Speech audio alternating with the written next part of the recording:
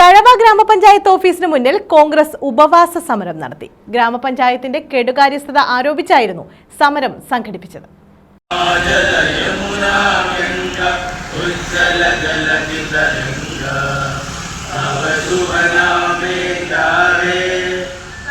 ഗ്രാമപഞ്ചായത്തിന്റെ കെടുകാര്യസ്ഥതയ്ക്കെതിരെ കോൺഗ്രസ് തഴവ ഗ്രാമപഞ്ചായത്ത് ഓഫീസിന് മുന്നിൽ നടത്തിയ ഉപവാസ സമരത്തിന്റെ സമാപനം കാർഷിക കടാശ്വാസ കമ്മീഷൻ അംഗം KG രവി ഉദ്ഘാടനം ചെയ്തു. എത്രയോ തവണയായി കുടിശ്ശിക കൊടുത്തിരിക്കുകയാണ് DA കുടിശ്ശിക. കേന്ദ്രം അനുവദിക്കുന്ന DA ഒരു പ്രാവശ്യം മുടങ്ങിപ്പോയാൽ സമരം ചെയ്യുന്ന NGO യൂണിയൻ എവിടെ? ജോയിന്റ് കൗൺസിൽ എവിടെ? അവർക്കാർക്കും സമരമില്ല. പിണറായി വിജയനെ പേടിയാണ് സ്ഥലം മാറ്റി. അപ്പൊ അങ്ങനെ ഏത് മേഖലയിൽ എടുത്തു നോക്കിയാലും ക്ഷേമ പെൻഷൻ, പാവപ്പെട്ട അമ്മമാർക്ക് കിട്ടുന്ന 1600 രൂപ ക്ഷേമ പെൻഷൻ വല്ലപ്പോഴും ഒക്കെ മുഖ്യമന്ത്രി ഓരോന്ന് കൊടുക്കും. അത് മേടിച്ചിട്ട് മരുന്ന് മേടിക്കണം, തൈലം മേടിക്കണം, അരി മേടിക്കണം, പലവ്യഞ്ജനങ്ങൾ മേടിക്കണം.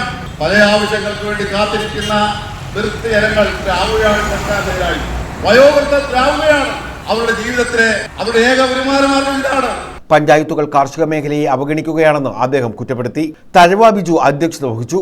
Bindu Jayan, Chittumoola Nasar, N Ajayakumar, advocate B Anilkumar, Indrajith, Rashid Valiyil, advocate P Baburaj, Keshavapillai, MC Vijayakumar, Sasi Vaishnav, AA Rasheed, Shamila Kadathur, Ani Chittumoola, Rukminiamma തുടങ്ങിയവർ പങ്കെടുത്തു.